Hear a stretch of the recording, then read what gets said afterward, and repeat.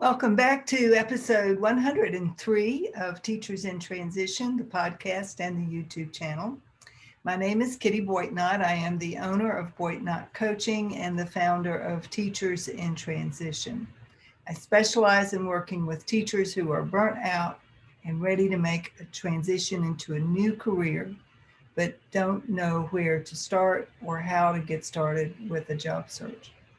I'm also a stress management coach, and so I offer information and strategies on how to better manage proactively and effectively manage our stress and how to relieve our stress as we are living in these stressful times. If you've listened to me in the past, you know I alternate topics each week. And one week I talk about career transition, the other week I talk about stress management. This week we're talking career.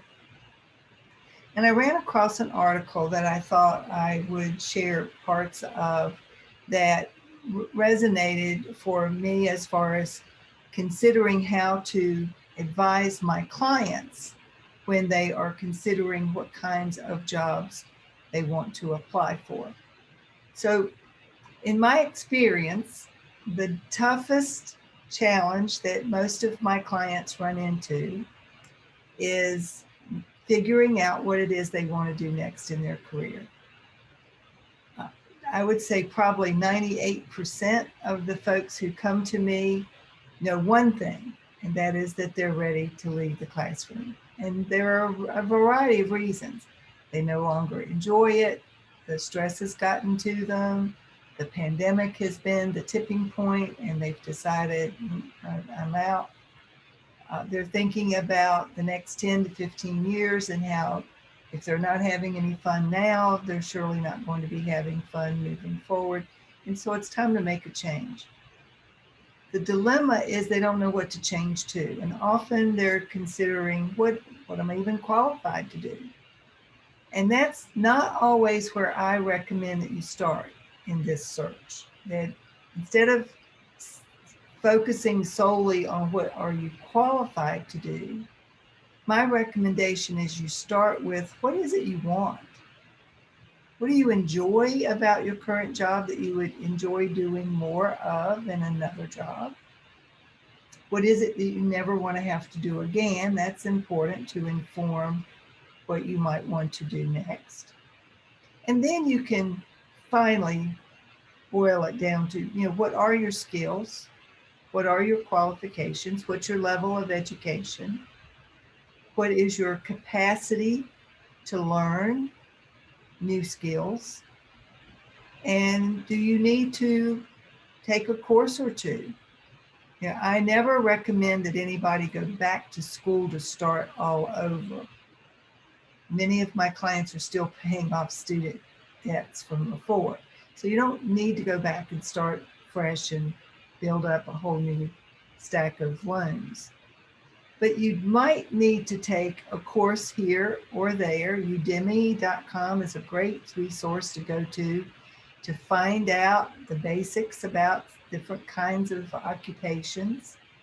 You can use onetonline.org to go to find out about different occupations and what kind of training and experience you need to perform those jobs. So there are resources that you can do plenty of research on to find out about jobs that you might be interested in. But this article that I ran across boiled it down to 3 things that you need to consider. And I think the author is onto something, that you need to keep these three points in mind as you are considering different jobs and whether or not you would be a good fit. You never want to apply for a job that you aren't a good fit for. You're wasting your time and everybody else's if you're applying for a job that you're only a partial fit for. And that's when I say partial, like 30%. In fact, most recruiters will tell you that if you want to qualify, get past the applicant tracking system and to have any hope of finding an opening for an interview, getting invited for an interview, you need to be a 60 to 70% match as far as your resume matching the skills and description and the job description. Now there's a tool that you can use online. I think I've probably mentioned it before. I use it with my clients. It's called jobscan.co, jobscan.co. And it will run your resume against a job description and give you within seconds the percentage fit that you are for a specific job that you may be interested in. So those are all tools that you can use. I'll mention them in the show notes so that you can access them if you care to. But so Udemy for looking at courses, it might help you bone up on skills that you need. onetonline.org for occupations you might be interested in and the kind of training you would need, and jobscan.co. So this article points to the three things that you need to consider whenever you are thinking about applying for a job. And the first consideration is, do you really understand what the job entails? Unfortunately, a lot of people, and I don't know that teachers are unique to this may be just a human thing, but you know, if you're looking for jobs on different job boards, you are scanning for keywords that resonate with things that you either want to do or that you know you can do. But I don't think we take the time, and I'll include myself, I don't always take the time to read the fine print. If you're going to be taking the massive amount of time that it takes to apply for any one particular job, you really need to understand what the job entails, which means you should be studying that job description. Don't just skim over it. Don't just pick out the parts that you like. Really read it. Take in, what is it that they are looking for? What kind of qualifications does a viable candidate need to have in order to apply for this particular job or to get past the application phase? So really dig in deep. You know, I have told my clients, study the job description like you were studying for an exam. Really get into it. Find what way, you might even want to make a list. Sometimes I tell people, make a Wordle or a tag crowd, word cloud. Enter the job description in a Word app and create a word cloud that shows which words are used the most often. And are those words that indicate things that you can do? If not, then save your time, move on to the next job description. You really need to understand, and you need to be able to offer examples of how you understand the challenges of a specific job. If you can't speak to that, if you don't really get on a deep level what the job entails, then maybe that's not the job for you.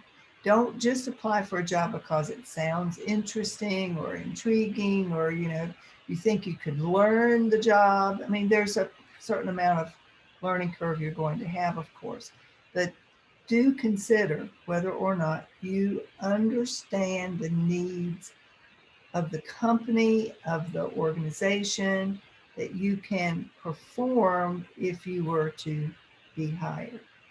That you can hit, you can start the first day understanding what it is that you're meant to do.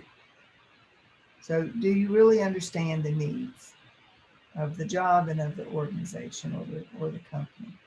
The second consideration is, do you really want the job, or is it just something to be applying for? If you're just going through the motions and applying for a bunch of different jobs, there's no skin in the game, there's no excitement, there's no enthusiasm.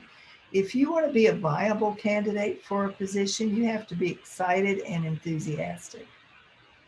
You will need to convey in your resume, in your cover letter, and in your conversation that you are truly excited and happy to be applying for this job, that you would love to work in this job for whatever reason, and you need to be able to articulate the reason, or you would love to work for the company for whatever reason. Maybe you've had experience with the company in the past and you really love their products or their process or their programs.